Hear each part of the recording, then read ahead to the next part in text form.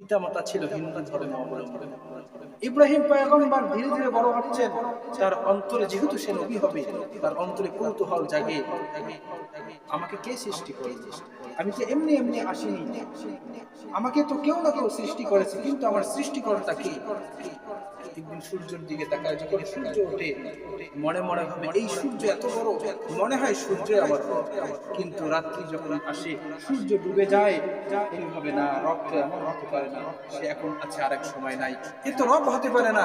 রাত্রি যখন আসে, চন্দ্র যখন চাঁদ আসে, চাঁদকে দেখে মনে মনে ভাবে এই চাঁদটাই মনে হয় আমার রব।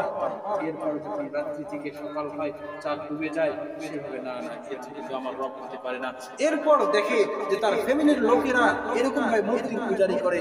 এরকম ভাবে ইব্রাহিম পয়গম্বর মনে মনে ভাবতেছে, যেহেতু আমার ফ্যামিলি, যেহেতু আমার পরিবারেরা এরকম ভাবে মূর্তির পূজা করে, মনে হয় তারাই আমাদের সৃষ্টি করেছে। এই কথা ভেবে মূর্তির কাছে গেল। যাওয়ার পর এরকম ভাবে দেখে যে মূর্তিও কথা বলে না। এরপর তিনি বুঝতে পারলো এগুলো কেউ আমাদের রব নয়, এগুলো কেউ আমাদের রব নয়, না সূর্য আমার রব, না চন্দ্র আমার রব, না মূর্তি আমার রব, কেউ আমার রব না, আমার রব কেবল ইব্রাহিম পয়গম্বর বুঝতে পারলো আমার রব কেউ না, আমার রব হলো আল্লাহ, যিনি আমাকে সৃষ্টি করেছে। এক পর্যায়ে রবের পরিচয় পেয়ে গেল। এরপর ইব্রাহিম পয়গম্বর তার ফ্যামিলির লোকদেরকে ডাক দেয়, ও ফ্যামিলির লোকেরা, তোমরা কার দাসত্ব করো? সে তো তোমাদের প্রভু না, তোমরা কার দাসত্ব করো? তারা বলে যে আমরা মূর্তির দাসত্ব করি। এক পর্যায়ে ইব্রাহিম পয়গম্বর যেহেতু ছোট ছিল, এই জন্য তাদেরকে জোর করতে পারলো না। এক পর্যায়ে যখন হিন্দুদের একটা উৎসব আসলো, এরকম ভাবে উৎসবের দিন হিন্দুরা সকলেই উৎসব পালন করার জন্য যখন অন্য এক জায়গায় চলে গেল, যাওয়ার সময় তাকে বলে, ও ইব্রাহিম, চলো না আমরা একটু ঘুরে আসি, আমরা একটু মেলা থেকে ঘুরে আসি। ইব্রাহিম পয়গম্বর বলে, না না, আনা সাকিম।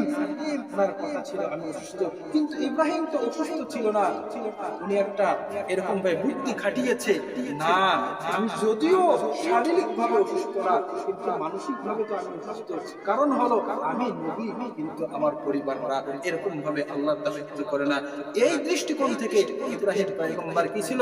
অসুস্থ ছিল। এরপর তার ফ্যামিলিরা সকলেই চলে গেল এরকম ভাবে মেলার মধ্যে। এরপর পয়গম্বর ইব্রাহিম মূর্তিগুলোর কাছে গেল, এরকম ভাবে মন্দিরে গেল। যাওয়ার পর এক এক করে সব মূর্তিগুলো ভেঙে দিল, সব মূর্তিগুলোকে ভেঙে দিল।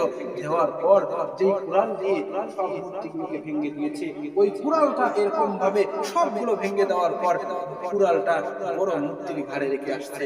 আসার পর এক পর্যায়ে যখন তার ফ্যামিলির লোকেরা এরকম ভাবে মেলা থেকে চলে আসলো, আসার পর দেখতেছে, মন্দিরে গিয়ে দেখে একটা